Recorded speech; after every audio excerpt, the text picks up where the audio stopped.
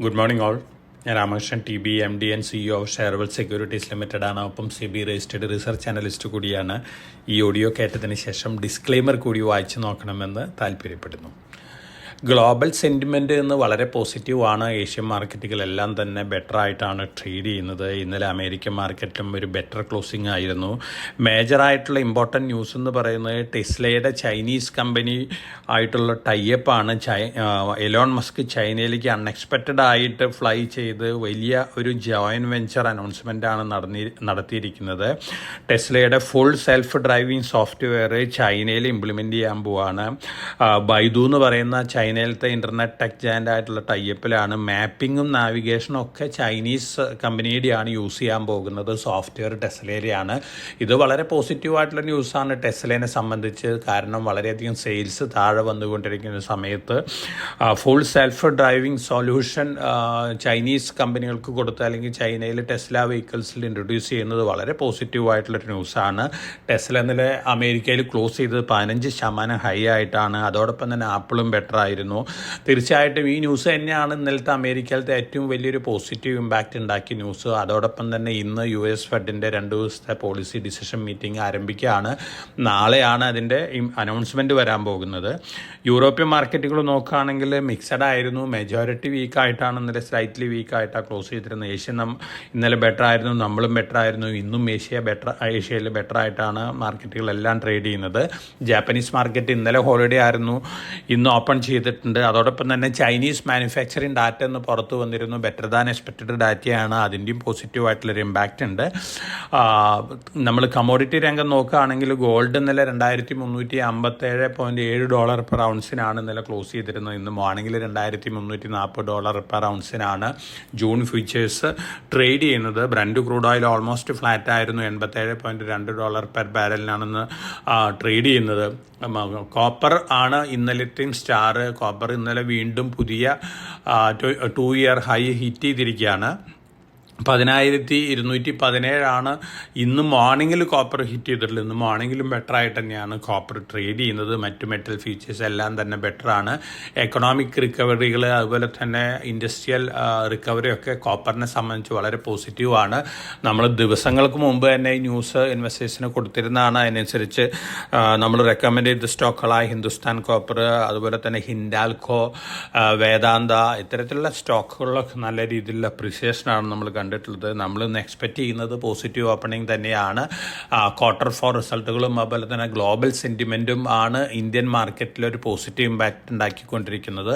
ഒപ്പം ഇന്നലെ large cap banking ഓഹരികളാണ് മാർക്കറ്റിൽ വലിയ രീതിയിൽ മുന്നേറിയിട്ടുള്ളത്. ഇന്നും ഒരു പോസിറ്റീവ് സെൻറ്റിമെൻ്റ് ആണ് കാണുന്നത്. തീർച്ചയായിട്ടും നമ്മൾ മുമ്പ് സൂചിപ്പിച്ചതുപോലെ വൊളാറ്റിലിറ്റി മാർക്കറ്റിൽ എക്സ്പെക്റ്റ് ചെയ്യാം. അതിനനുസരിച്ചുള്ള ഡിസിഷൻ എല്ലാ ഇൻവെസ്റ്റേഴ്സ് എടുക്കണം. ഒപ്പം നമ്മൾ ഇന്നത്തെ സ്റ്റോക്ക് സ്പെസിഫിക് ആയിട്ടുള്ള ന്യൂസ് ഫ്ലോസ് നോക്കുകയാണെങ്കിൽ KEC ഇൻ്റർനാഷണൽ കഴിഞ്ഞ മാസങ്ങളിലായിട്ട് കിട്ടിയിട്ടുള്ള 1036 കോടി രൂപയുടെ ഓർഡറാണ്. UAE, US എന്നൊക്കെയാണ്. Transmission and distribution lines power related ബിസിനസ്സാണ്. ഇത് UAEയിലും അതുപോലെ തന്നെ US-ലൊക്കെയാണ് ഓർഡേഴ്സ് കിട്ടിയിരിക്കുന്നത്. നെസ്ലെ റിപ്പോർട്ടുകൾ വരുന്നത് സെർലാക്കിൽ അളവിലും കുറവാണ് ഷുഗർ ആഡ് ചെയ്തിട്ടുള്ള റിപ്പോർട്ടുകളാണ്. ഒഫീഷ്യൽ അനൗൺസ്മെൻറ്റുകൾ വന്നിട്ടില്ല. പക്ഷേ നെസ്ലയുടെ മാനേജ്മെൻറ്റ് സ്റ്റേറ്റ്മെൻ്റ് ആണ്. ഒപ്പം ഫോറിൻ പോർട്ട്ഫോളിയോ ഇൻവെസ്റ്റേഴ്സ് എല്ലാം തന്നെ നെസ്ലെനെ അപ്ഗ്രേഡ് ചെയ്തിരിക്കുകയാണ്. വീണ്ടും പോസിറ്റീവ് ന്യൂസാണ് നെസ്ലെനെ സംബന്ധിച്ച്. അൾട്രാടെക് സിമെൻറ്റിൻ്റെ റിസൾട്ട് നില വന്നിരുന്നു. Q4 ബെറ്റർ ദാൻ എക്സ്പെക്റ്റഡ് ആയിരുന്നു.